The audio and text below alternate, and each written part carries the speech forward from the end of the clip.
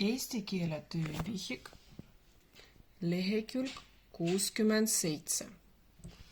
Ülesanne number 1. Loeme. Kirjuta sobiv sõna. Kes mida teeb? Kirjuta puuduv täht. Sul on 4 lauset ja all 4 sõna. Loeme sõnad läbi. Toob, paneb, katab, ehib.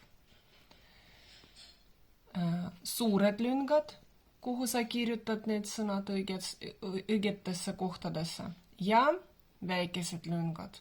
Siia kirjuta täht. Mardi isa toob kuuse tuppa. Ema katab lauda. Mart ehib kuuske. Anna paneb ingli kuuse külge. Ülesanne number 2. Siin on ristsõna ja ülesanne lahenda ristsõna.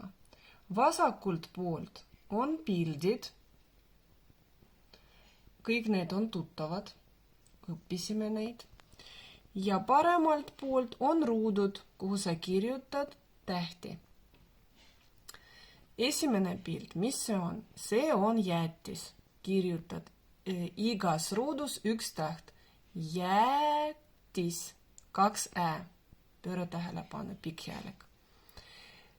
Teine pilt on jõulukaart, aga vaata, sul on siin joonistatud 9 ruutu, aga peab olema 10. Sa joonistad ise 1 ruutu juurde.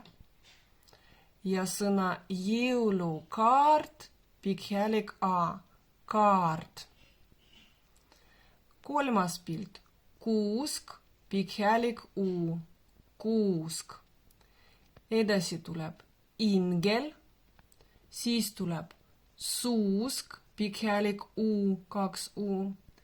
Ja viimane pilt on diivan, pikk häälik i, 2 i, diivan.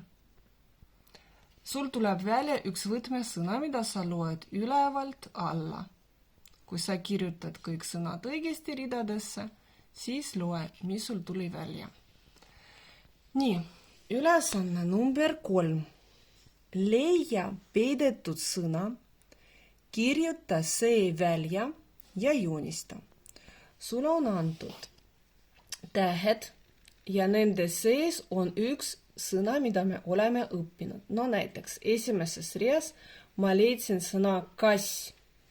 Kirjutan selle sõna siia reale välja ja siia juurde paremalt poolt ma joonistan väikset kassi. Teine rida. Tähed ja nende sees on sõna küünal. Kirjutan siia trükitähtedega ilusti sõna küünal välja ja joonistan paremalt poolt 1 küünla ja nii edasi.